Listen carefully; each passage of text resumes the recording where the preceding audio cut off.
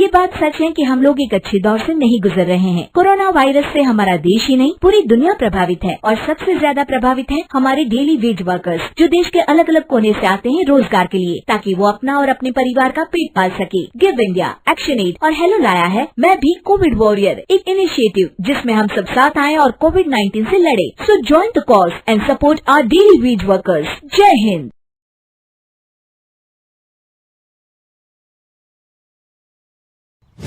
एक दिन राधिका और उसकी सास को घर पर अकेले रहना पड़ गया था। तब विजय जाते जाते कहता है, सुनो, ताला लगा के सोना, अच्छे से खिड़की दरवाजे चेक कर लेना और मम्मी का बीपी भी चेक कर लेना। हाँ जी, कोई दिक्कत नहीं है। अब आप आराम से जाइए शादी में, मैं मम्मी जी का पूरा ख्याल रखूंगी। और अपना ख्याल भी रखना। हाँ जी, अपना भी रखूंगी। अब जाइए ना आप। थोड़ी देर बाद गांव में जीप पर लगे एक स्पीकर से अनाउंसमेंट होती है।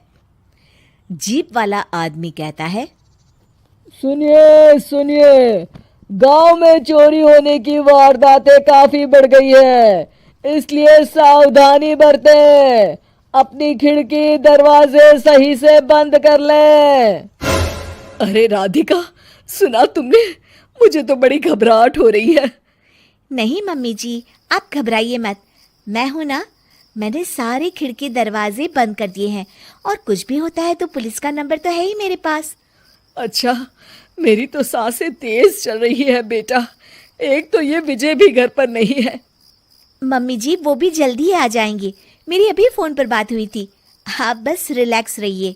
उधर दूसरी तरफ दो चोर रात में गांव में चोरी करने का प्लान बनाते हैं।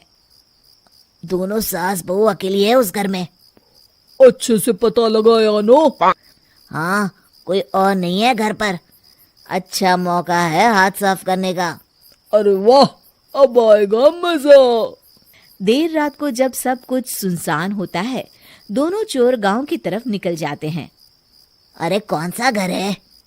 वो कोने वाला, तुम बस मेरा पीछा करो। ठीक है। दोनों दबे पांव बचते बचाते राधिका के घर के बाहर तक पहुंच जाते हैं। ये सास बहू बड़ी चालाक है। कितना कस के सब बंद किया हुआ है, एक भी खिड़की नहीं खुल रही। चोर खिड़की खोल ही रहा होता है कि तभी बिजली जोर से कड़कती है और चोर डर जाता है। राधिका की सास भी चौंक कर उठ जाती है। राधिका भी उठ जाती है। क्या हुआ माँ जी? घबराइए मत, मैं आपके पास ही हूँ। तुमने कुछ आवाजें सुनी?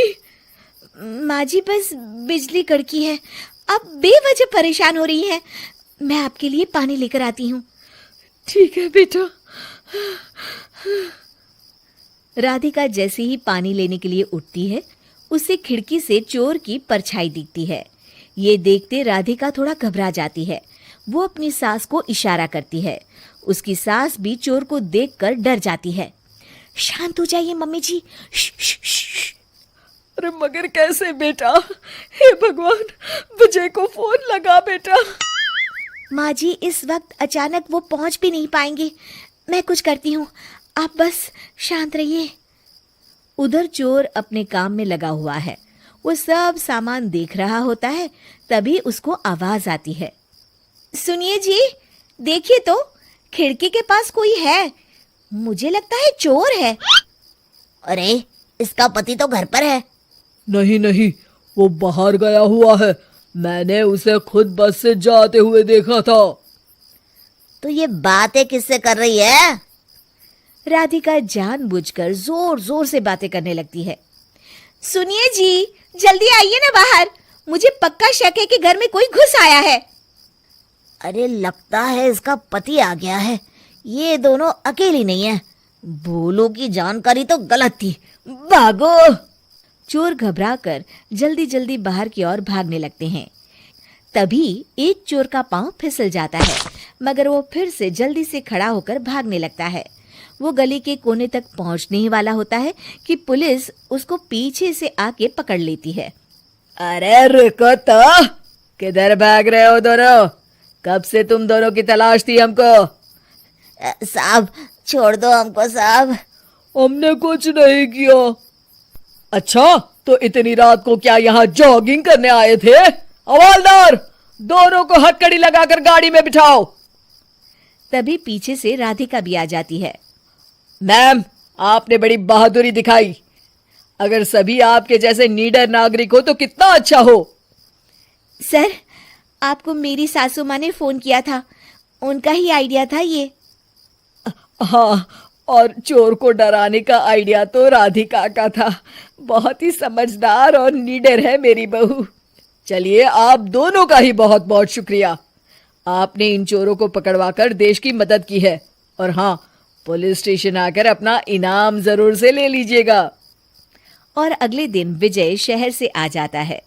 वो अखबार में तस्वीर देखता है जिसमें राधिका और माँ इनाम ले रहे होते हैं। माँ, आपको कोई चोट तो नहीं आई है ना? अरे ना बेटा ना, जब तक राधिका साथ है तकलीफ कैसी। राधिका, तुम ठीक तो हो ना? I am so proud of you Radhika, तुम बहुत ही समझदार हो।